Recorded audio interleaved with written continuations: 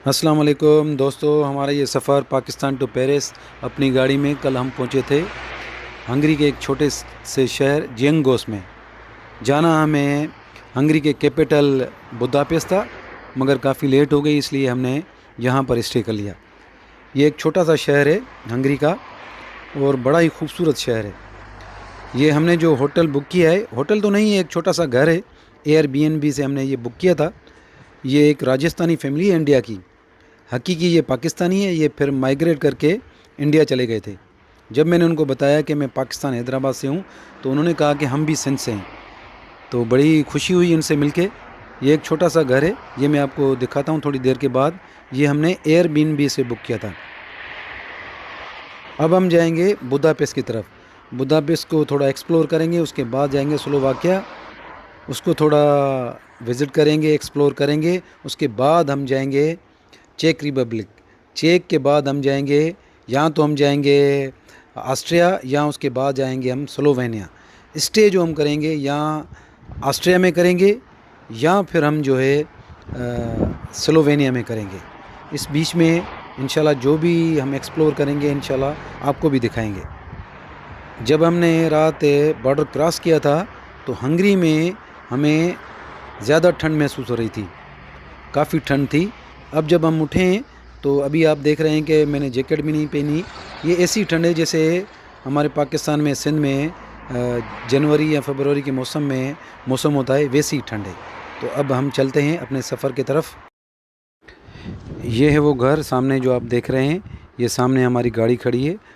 हमने बाहर पार्क की थी क्योंकि पार्किंग एरिया नहीं थी, रोड पे ही हमने पार्किंग की थी। ये सामने आप जो घर देख रहे हैं, यूरोपियन स्टाइल घर, बड़ा ही सुकून। मगरिब होती है तो सब कुछ क्लोज़, बंद। बड़ी बड़ी सुपरमार्केट्स खुली होती हैं, बाकी छोटी छोटी जो शॉप्स होती हैं वो बिल्कुल बंद हो जाती हैं और सुकून प्रोग्राम हो जाता है।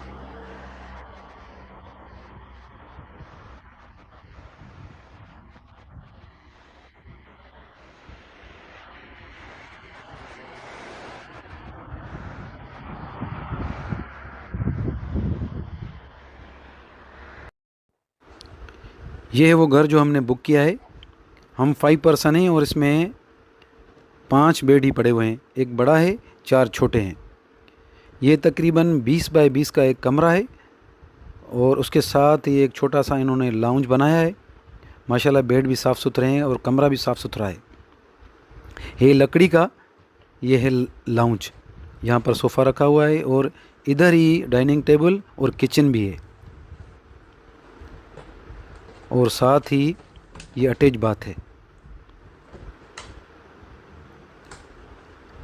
अभी मैं मार्केट जाऊंगा इंशाल्लाह, अपने लिए कुछ ब्रेड और अंडे लेके आऊँगा और आज इंशाल्लाह हम देसी नाश्ता बनाएंगे। बुदापेस्ट के लिए हमने अपने सफ़र का आगाज़ कर दिया है। बुदापेस्ट यहाँ से तकरीबन 65 किलोमीटर दूर है, मगर इससे पहले हम जियंगोस सिटी को एक्सप्लोर करेंगे और इसके मुतालिक मैं आप लोगों को थोड़ी मालूमात दूंगा। जियंगोस सिटी हंगरी का एक छोटा सा शहर है जो अपनी कुदरती खूबसूरती और खामोशी की वजह से बड़ा मशहूर है। जियंगोस जेप्लियन माउंटेन्स के नज़दीक है, इसलिए यहाँ आप हाइकिंग और आउटडोर एक्टिविटी भी कर सकते हैं। जियंगोस में सबसे बेहतरीन चीज़ जो घूमने की है वो जियंगोस कैसल है। ये किला आपको पुरानी तारीख़ में लेके चला जाएगा। अगर आपको तारीख़ से प्यार है तो ये बेहतरीन जगह है, आप इसको जब भी आएँ तो विज़िट ज़रूर करें। हंगरी की करेंसी और हमारी करेंसी, क्योंकि हंगरी में यूरो नहीं चलता, इनका अपना सिक्का है, अलग करेंसी है। इनकी करेंसी जो है तकरीबन हमारे करेंसी के पीकेआर के बराबर है, बल्कि उससे थोड़ा पीछे है। ये मुझे बड़ी हैरत हुई कि इतना तरक्की याफ्ता मुल्क और उसकी करेंसी इतनी पीछे, और यहाँ पर यूरो नहीं चलता। ये कहते हैं कि हमें अपनी करेंसी दो।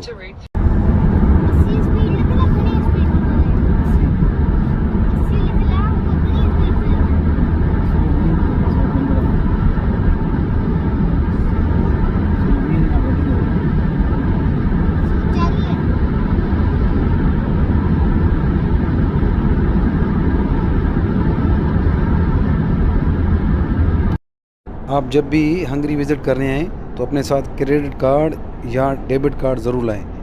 जो मुझे एक्सपीरियंस मिला है वो ये है कि यहाँ पर ये लोग यूरो एक्सेप्ट नहीं करते, तो आपके पास कार्ड होना बहुत ज़रूरी है।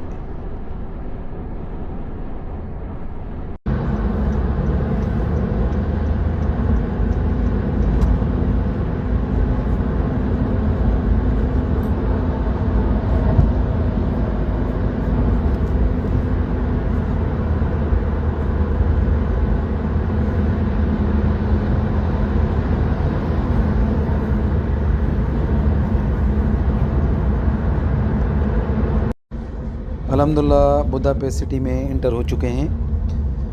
दोस्तों, बुदापेस्ट में घूमने के हवाले से बहुत सारी जगह हैं जिनको आप विज़िट कर सकते हैं। उनमें कुछ चीज़ें मैं आपको बताता चलूँ। एक तो इनकी पार्लियामेंट बिल्डिंग है जो बड़ी ही खूबसूरत इमारत है। दूसरा एक चेन पुल है, चेन पुल के नाम से एक मशहूर जगह है जो दरिया को दो हिस्सों में तकसीम करती है। और तीसरा इनका कैसल है। कैसल तो मेरे ख्याल में दो हैं, एक इनका बुद्धा कैसल है। मैं कोशिश करूँगा जिस रास्ते में मैं जा रहा हूँ, अगर जो भी कैसल मुझे पहले मिला, पहले हम उसको जो है ना विज़िट करेंगे। तो हमारे साथ रहें इंशाल्लाह। मैं जो भी विज़िट करूँगा इंशाल्लाह आप लोगों के साथ ज़रूर शेयर करूँगा।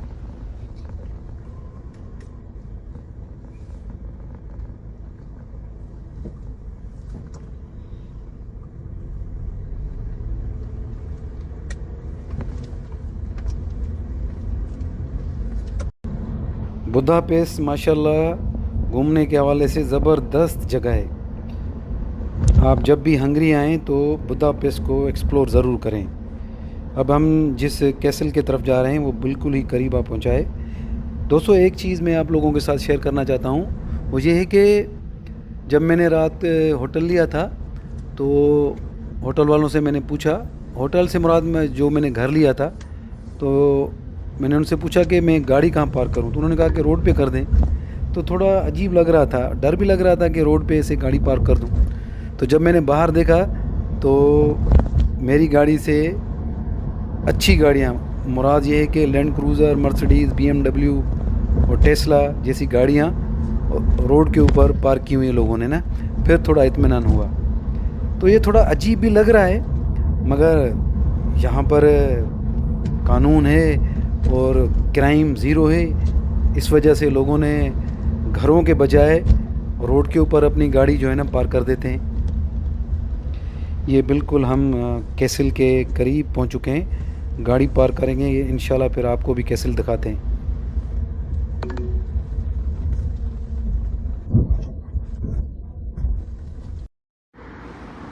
अल्हम्दुलिल्लाह कैसल पहुंच चुके हैं।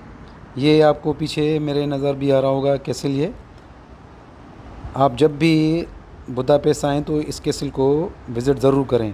बेहतरीन जगह है घूमने के हवाले से। आज मैंने सोचा कि आज सिंधी कैप पहना जाए। काफ़ी दिन हो गए थे मैंने कैप नहीं पहना था, तो आज मैंने ये ट्राई किया है। आप मुझे ज़रूर बताएं कि कैप कैसे लग रहा है, कमेंट ज़रूर दीजिएगा मुझे। कैसल विज़िट करने के बाद अब हम जा रहे हैं चेन ब्रिज की तरफ। चेन ब्रिज को बुद्धा ब्रिज भी कहते हैं। कितनी प्यारी बिल्डिंग्स नज़र आ रही हैं सामने और कितनी पुरानी हैं।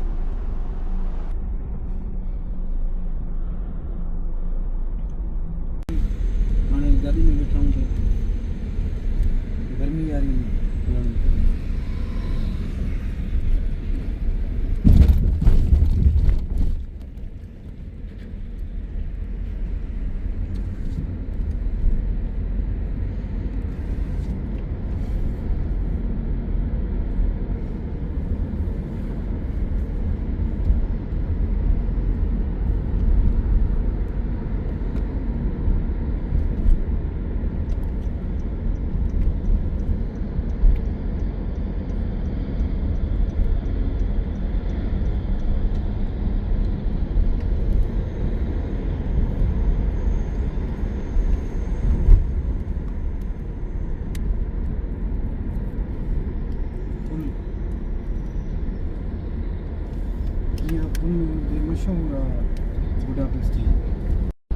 ये है बुदापेस्ट का मशहूर ब्रिज, चेन ब्रिज। ये डेन्यूब नदी के ऊपर बनाया गया है। ये पुल बुदा और पेस्ट को जोड़ता है।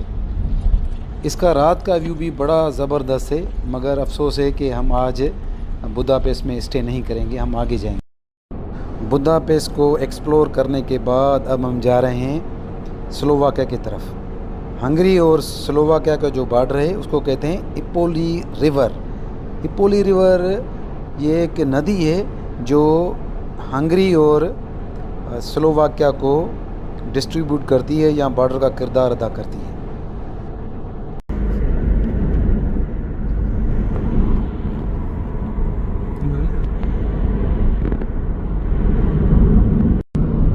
दोस्तों मेरे ख्याल में हम हंगरी और स्लोवाकिया के बॉर्डर पर पहुंच चुके हैं। देखते हैं कि सामने इमिग्रेशन सिस्टम यहाँ पर है या सिर्फ जो मैंने सुना है या मैंने पढ़ा था कि एक पुल क्रॉस करनी होती है और इमिग्रेशन का कुछ सिस्टम नहीं होता। तो ये अब सामने चल के ही पता चलेगा कि इमिग्रेशन है या नहीं है। सामने तो कुछ नज़र नहीं आ रहा मुझे कोई इमिग्रेशन अमला वगैरह, या देखें यहाँ पर कुछ भी नहीं है। मेरे ख्याल में यहाँ पर इमिग्रेशन का कोई सिस्टम नहीं है, सिर्फ हम पुल क्रॉस करेंगे और स्लोवाकिया में चले जाएंगे। अब पुल यहाँ से कितना दूर है ये तो देखना पड़ेगा।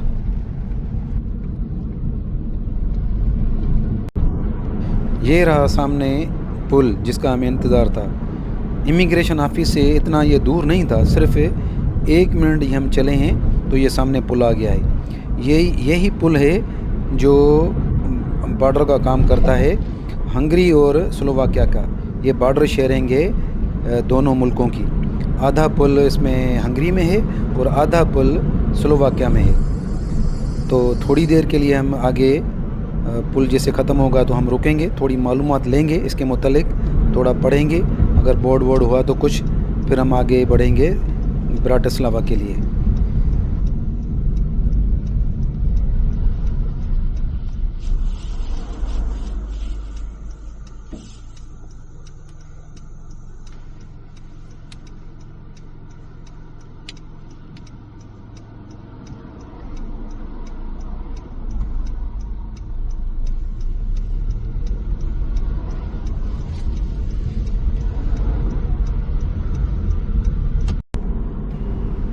स्लोवाकिया में एंटर हो चुके हैं। अब हम जा रहे हैं स्लोवाकिया के कैपिटल ब्राटिस्लावा।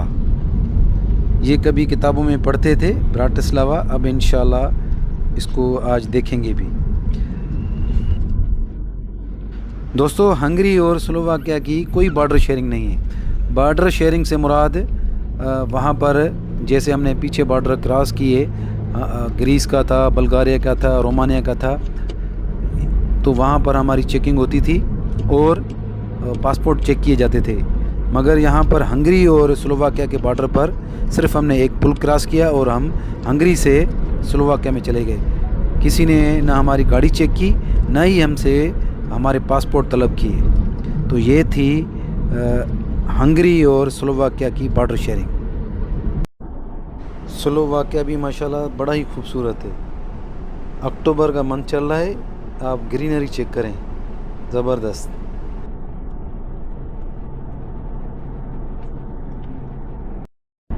अब हम जा रहे हैं चेक की तरफ।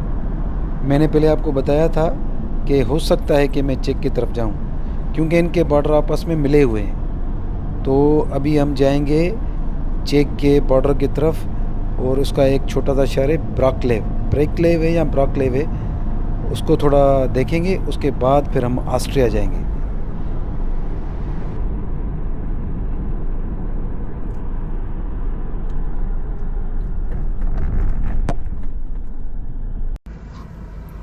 स्लोवाकिया क्रॉस करे चेक में दाखिल थी हुई हम।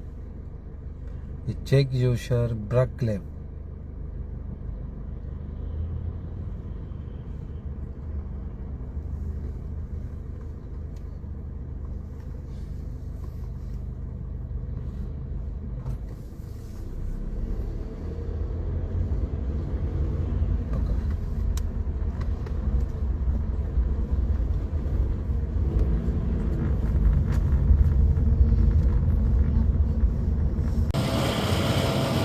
आज वाली पेट्रोल जो भरे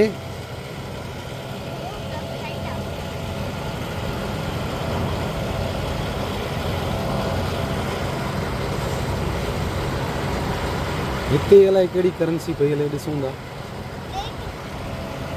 स्लोवाकिया में।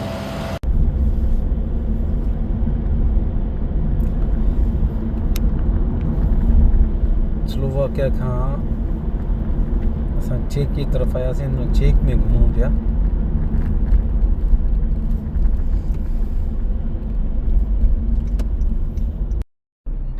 ब्राटिस्लावा को थोड़ा एक्सप्लोर किया हमने। अब हम जाएंगे ऑस्ट्रिया वियना की तरफ, मगर मैं कोशिश करूँगा कि वियना से पहले चेक चला जाऊँ, थोड़ा चेक को भी एक्सप्लोर किया जाए, क्योंकि ये तीनों बॉर्डर एक साथ मिलते हैं।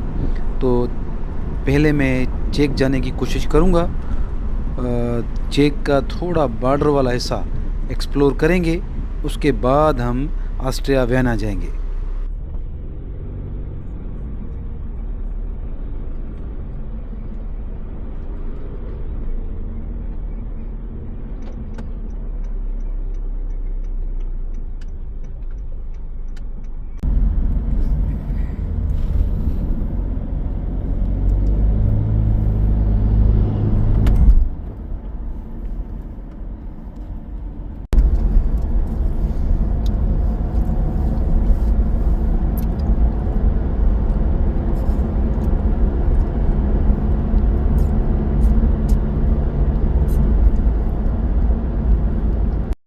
अस्सलाम वालेकुम दोस्तों, हंगरी से स्लोवाकिया, स्लोवाकिया से चेक, चेक से अब हम ऑस्ट्रिया में दाखिल हो चुके हैं।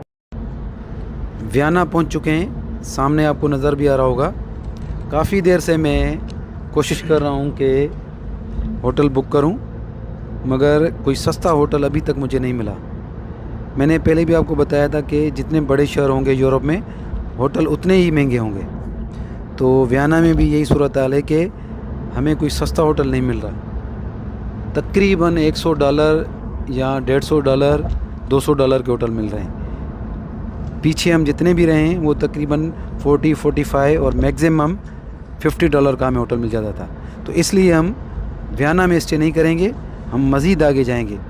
मज़ीद आगे से मुराद है कि हम हो सकता है कि स्लोवेनिया की तरफ चला जाएं। स्लोवेनिया का एक शहर है ब्लेड। मैं कोशिश करता हूँ कि अगर मुझे वहाँ पर होटल मिल जाए सस्ता तो मैं उस तरफ चला जाऊँगा। वियना में बड़ी कोशिश के बाद भी हमें सस्ता होटल नहीं मिला, तो हमने डिसाइड किया कि हम स्लोवेनिया ब्लेड की तरफ जाएंगे। और अल्हम्दुलिल्लाह हमने वहाँ पर एक हॉस्टल बुक कर ली, 5 बेड वाली विथ ब्रेकफास्ट, जो हमें पड़ी है $45 की। अब हम पहुँचने वाले हैं अपनी डेस्टिनेशन की तरफ। तो इंशाल्लाह इस बीच में जो भी मराइल हमने तय किए हैं, जहाँ कुछ मसाइल हमें सामने पेश आए हैं, वो अगली वीडियो में मैं आप लोगों के साथ शेयर करूँगा।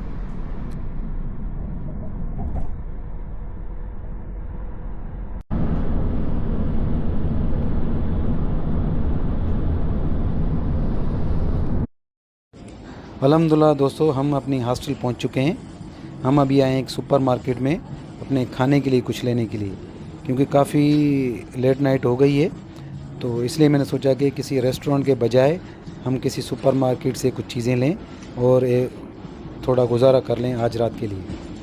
तो ये सुपर मार्केट है, बहुत ही अच्छा, हर चीज़ अवेलेबल है।